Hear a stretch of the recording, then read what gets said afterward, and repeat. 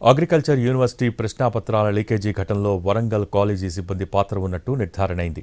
ఓ ఉన్నతాధికారితో పాటు junior technical అసిస్టెంట్ని suspend చేశారు. 8 మంది ఇన్ సర్వీస్ విద్యార్థుల ప్రవేశాలను రద్దు చేశారు.